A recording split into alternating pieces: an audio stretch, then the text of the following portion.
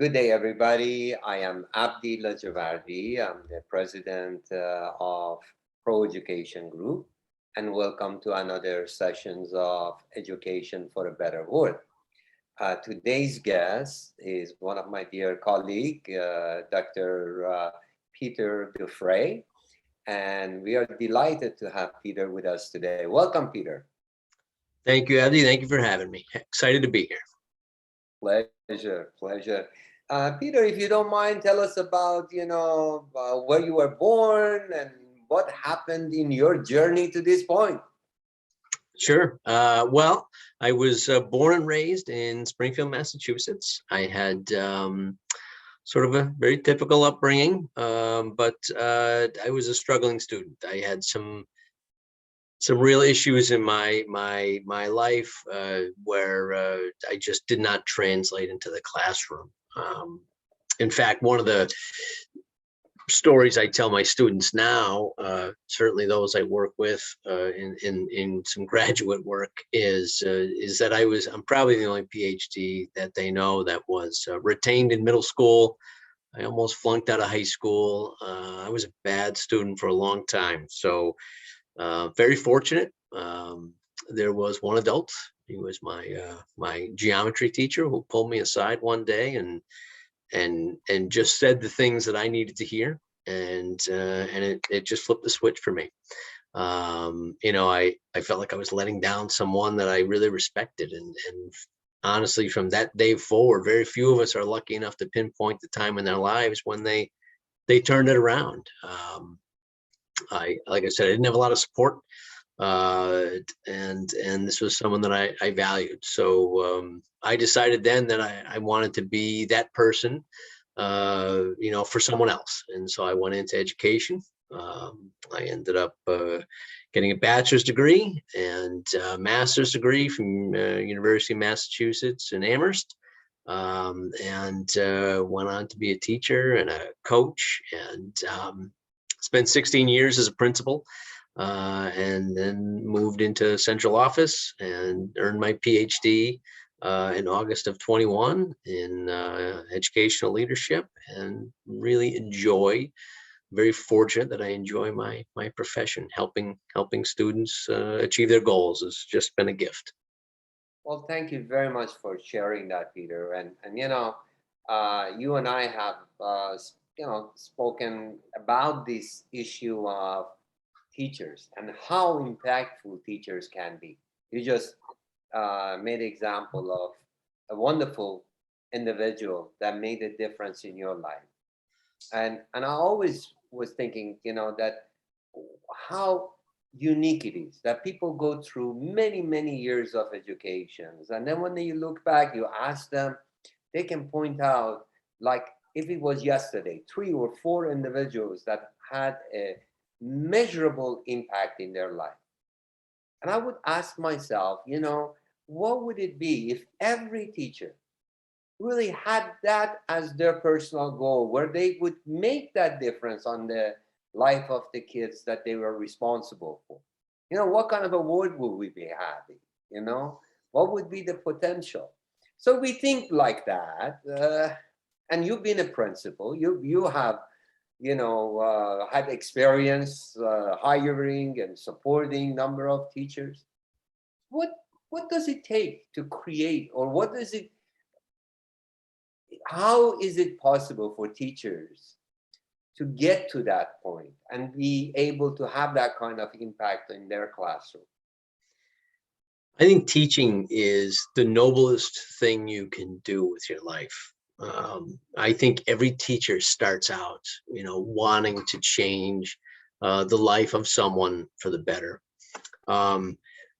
One of the things that we do in education is we don't support teachers in the right way, and so it becomes sort of an energy vampire, an energy suck, if you will, on your classroom teachers. And when I was a principal, I was fortunate to work at a variety of different schools. I worked at large urban high schools with lots of high-risk students.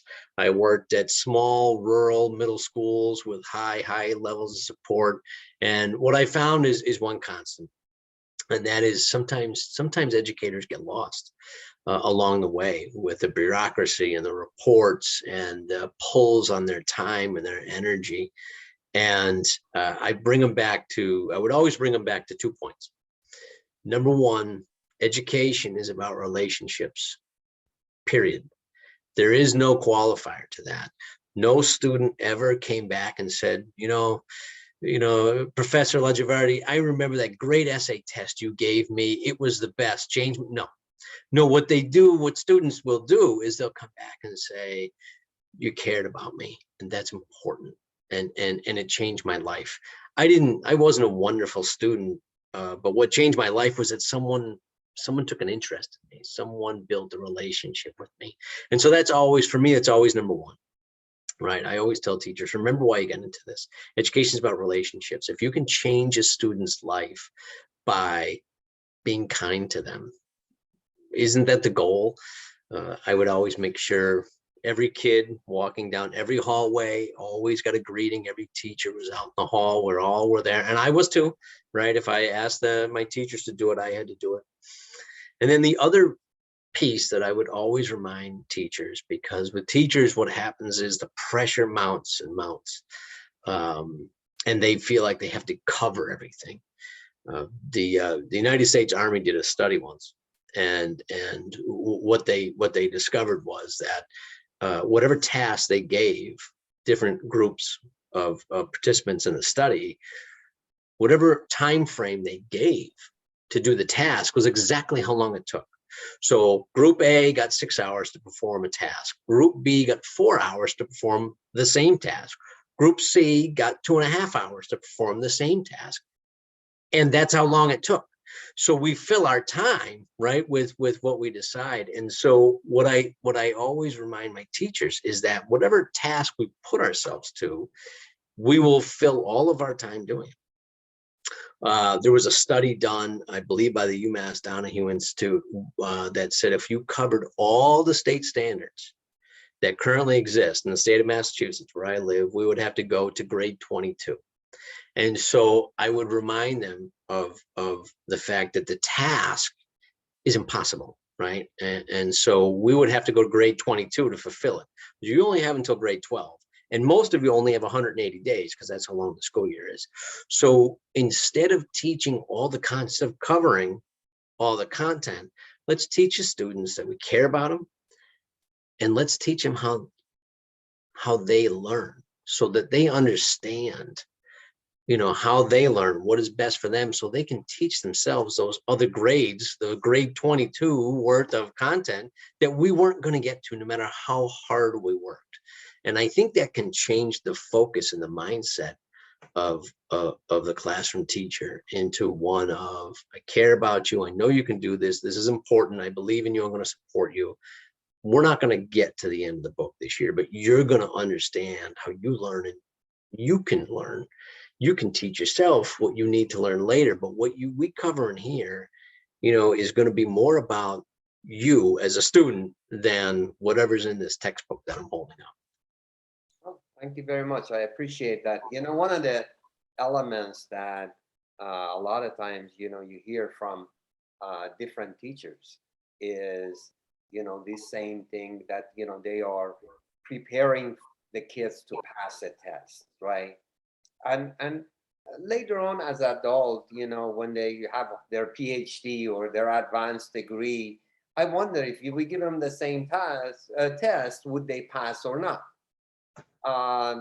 So the art of learning and the passion for learning, somehow it gets lost. And I guess what you are suggesting that teachers do is really the kind of things to teach people where they can then learn on their own, learn how to have enjoyment of learning, right? That's exactly right. So my question comes in from, you as an administrator. When you're looking at creating an environment where teachers that you have brought on your team, that they can be the very best, what are the things that you do in supporting them in creating a dynamic situation in the school where students and teachers feel encouraged and appreciated, or all those things that we all look for? It's it's no surprise that, half of all teachers leave the profession within the first 5 years. And part of that is the beautiful part about teaching is, for me, and I think for a lot of teachers, is that you start your day, you go in, you shut your door. It's you and 30 or so students, and you get to share a content area. For me, it was history and economics that I was just passionate about. And it was wonderful. The worst part about teaching is that same thing, is that you shut that door and you're alone all day. And unlike other industries where if you hired a first year accountant, you probably would pull them out once a week, work with them.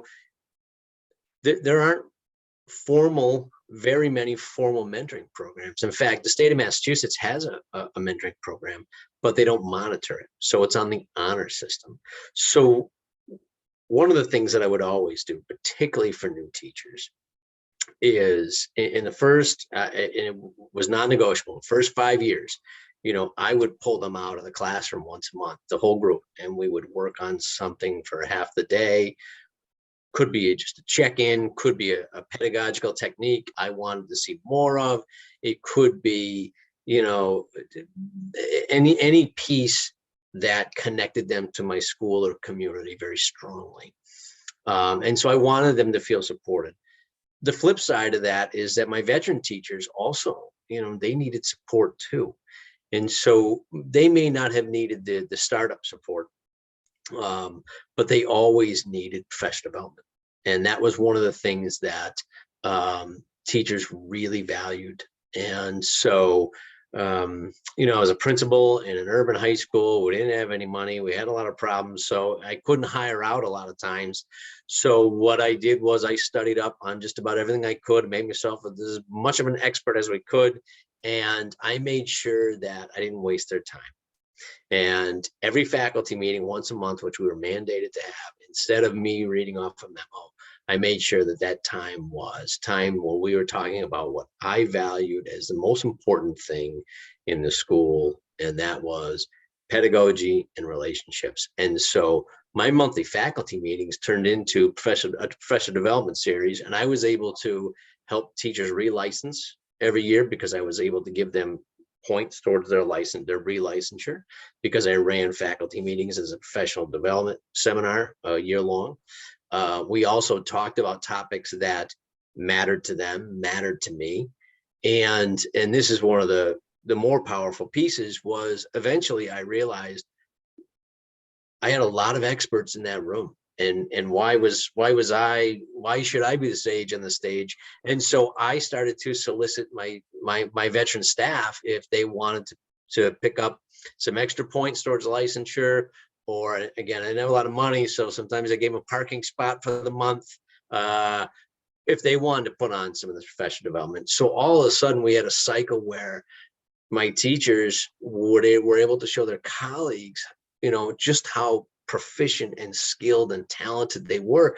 They would teach pedagogical techniques to the rest of us, and I would sit in the audience with all the rest of the teachers, and we would learn from each other. It became a very powerful piece for the veteran teachers as well, because they felt, I think they would say to you, they felt supported and they felt valued, and we all got something out of it.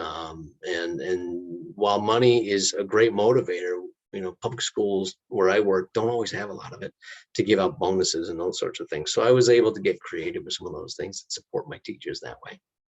Well, one thing is, I think we live in a world that obviously financial rewards are important. We can't deny that. But I personally believe, what I have seen, professional growth and professional recognition is even more important to individuals than financial reward. And I you hear this a lot in just business in general when they say, if you want to have happy customer, focus on having happy employees, right? So, what you just shared with us is how to create happy teachers, to recognize them, to give them that professional kudu, where they can then in turn, use that energy towards serving the students. I appreciate that insight, as I know our audience does as well.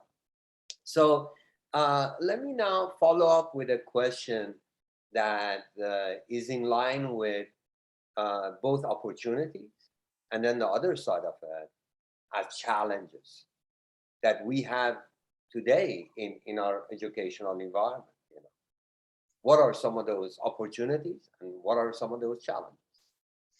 We're living in unprecedented times, certainly in all of our lifetime. Uh, right now, for years, it was always a back burner item. We were always going to have a common sense work from home protocol.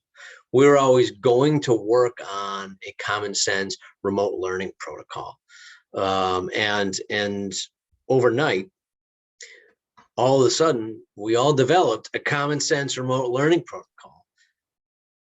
It's a huge opportunity. The ability now for teachers to develop content virtually takes a lot of things off the table that were impediments before. And the teachers knew, it was why all teachers sort of were rallying for this prior to a pandemic. And so now suddenly overnight, well, we've put the infrastructure in place, we put policies in place, we know what works and we know what doesn't work. And I think remote learning is a gigantic opportunity, not just for our students, because there are challenges with our students, right? I mean, the disengaged student may be more disengaged online, but those challenges were going to exist whether that student was sitting in front of you or at home. So that may be a symptom. That may be the actual problem.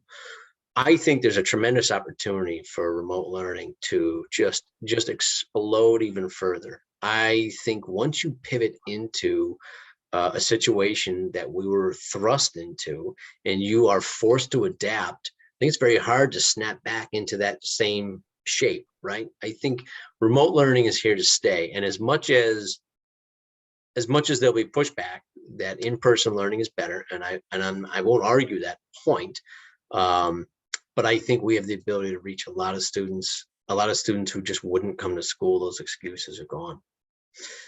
The challenges that come with that are also fairly large. Even though we've worked through here in this country, we've worked through some of the difficulties of remote learning. They're still there, and we still need to continue to refine it. I think one of the benefits of the situation we're in is that we were able to reach almost everyone. Meaning, it's very hard to not be able to hold even a meeting with someone nowadays, right? I mean, you don't necessarily need parents to show up at parent-teacher night. You can Zoom with them. You don't even have to make a call anymore. But that comes with a lot of challenges too. People are disengaged. I had a long conversation at the start of the pandemic with a group of teachers I was working with, giving a professional development around the camera being on. And some of their students wouldn't turn the camera on, and we had a long conversation. I always equate teachers talking about, when I give a professional development training, talking about my students won't turn the camera on. I always used to equate it with pencil issues we used to get into. Well, they won't show up with a pencil, they have to learn. And I would say to them, I have 10 gross boxes of pencils in the warehouse. Please give them a pencil. I give them 180 pencils. Give them one new one a day. I don't want the fight to be about the pencil. The new version of that is I don't want the fight to be about whether the camera's on. And I think this is a huge issue for teachers. And it's just an example of some of the challenges that exist. We know there's economic diversity. Some students may not want you to see where they live. They may not want you to see what's going on in the home. And I realize that that's fraught with peril for teachers. I don't know what they're doing. It's hard teaching to a blank screen. I understand all that. Those are all challenges that we still have to work through in this new virtual environment that we're in. But I would submit that we are about to experience far more advantages and far more opportunities to reach more students than the challenges. No, The challenges are not going to be hard to overcome. I totally agree with you. I think technology is just a tool. And this is allowing us not only to reach more students, but create, those opportunities for teachers to have, continuing education, to have more interaction, more ability to uh, take leadership role in showcasing what they do and how effective they are, and learn from one another. So I totally agree with you on that regard. So that brings me to something that you and I have talked about, and that is in professional mindset. So when you hear professional mindset, everybody has their own definition. So let me ask you, what's your definition of professional mindset? Well, I believe in Occam's razor, so I keep things really simple as possible. For me, professional mindset means you're ready to engage. Now, that is a very simple explanation of a much larger topic, professional mindset. For me, the professional mindset means that when I say I'm ready to engage, when I go into a meeting, with yourself or a colleague or a group of teachers, I'm ready to engage. I'm open to growth. I have prepared. I've got what tools that I need to meet with success. I'm mentally engaged, and I'm also ready to meet the needs of the organization. So you and I talk about professional mindset quite a bit. I think being open to meet the goals of the organization is a big deal. And I think it's a skill, and a skill that is worth pursuing. It's not something that necessarily we're all given to. Could mean subjugation of your ego to the goals of the organization, because as a professional, we sign on, we talk at least weekly here at the Pro Education Group, sometimes more, about how we're going to meet our goals. And I have a lot of specific ideas about how I can do that. The beautiful part is I'm in a room full of really talented, really intelligent people. And so it can't be my best thinking, it's our best thinking. And if none of us is as smart as all of us, when I get into a room and I have some really specific ideas about how our organization is going to meet with success, sometimes I have to be a professional and swallow those ideas because someone brought a better idea to the table.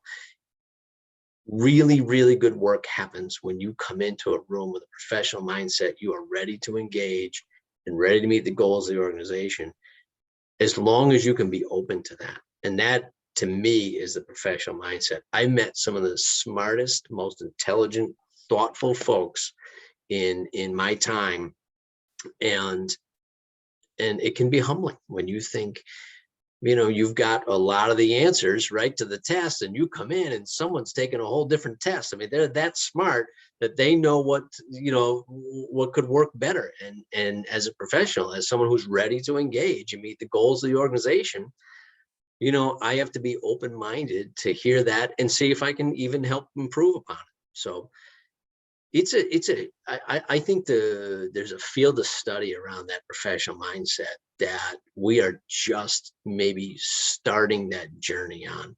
I think some early work was done on it, but there's a lot more research to be done. And if you can unlock that professional mindset and teach that to people, boy, you could move mountains, I think. I think you have a very good point. I personally believe that no student is young to a point that they cannot be shared that concept with, and it's never too late to focus on it, because the potential, as you mentioned, is tremendous. The fact that when we think about what we know compared to what we don't know is just so little. and the potential of learning together and creating a dynamic environment as a group it has tremendous potential.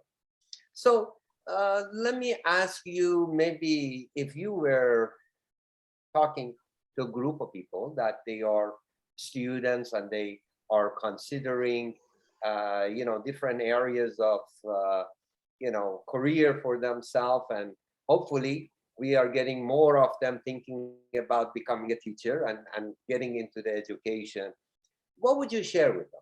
How would you in a sense encourage them to become a teacher, and what is it that education can offer the individuals if that's the pathway they would like to choose? I I am fortunate enough to have been around long enough that some of my students have gone into teaching, and so some of the advice that I've given them is not necessarily to steer them in education, because I loved it and I still love it, and I've got a long way to go still. Um, there's nothing like teaching. Teaching is the most noble thing you can do with your life. You have a chance to touch more lives in a week's time than most people do in a lifetime. I consider myself a very lucky person. I am still in touch with students that I have had as far back as well, long time ago. 1995 is when I started, and I'm here. I still hear from students. I go out to lunch with students. The point is, you get to touch lives. You get to change lives for the better. Education is the great equalizer. It was for me. I was headed down. I had some very poor influences. I was headed down a pretty difficult path in life. I was a struggling young man. I was an angry young man, and it was a gift that someone, a teacher, changed my life. And I have been so lucky to do that, to perform that same action, that same piece that someone performed for me. And you never know as a teacher. It's the greatest responsibility you can come with. I mean, you don't ever get to have a bad day. I always tell people going in, because you don't understand the impact that you have when you hold a young person's respect, when they value your opinion. And I think it's the greatest thing anyone can do with their lives. I think you can change a million lives by being a teacher who understands that education is about relationships. It's not easy. I don't sugarcoat it. It is one of the reasons I say it's the most noble thing you can do with your life. Is it's a lot of work. The FAA did a study once to see, how stressful being an air traffic controller was. And so they did a study of all jobs in the United States, and they based the stress on the number of decisions made per hour. Now, number one was an air traffic controller. Makes great sense, right? Number two, classroom teacher. There's a lot going on there, but you can change lives. I mean, how many people can say that? No disrespect to accountants or lawyers or anything else that you want to do with your life. Those are all great jobs, but you want to change your life. You go be a teacher. Well said. Thank you so much. I appreciate that. Now, let me ask you, any last message for our audience? And I want to, prior to you sharing anything, I want to tell you how much I appreciate your presence here and being part of our team. It is delightful to have you as a team member, and working with you is great. Well, I truly am blessed to be a part of our team, and really excited about the work we can do, and anything I could share with our audience members would be to stay tuned, because the work that we are about to put out is going to be groundbreaking, and the more people that are a part of it, and the better for us, because the mission of our organization is around helping people. And stay tuned, because the work we have coming up is going to help a lot of people, and I am just truly blessed to be a part of it. So thank you. Appreciate you. Have a wonderful day. Thank you very much. Thank you.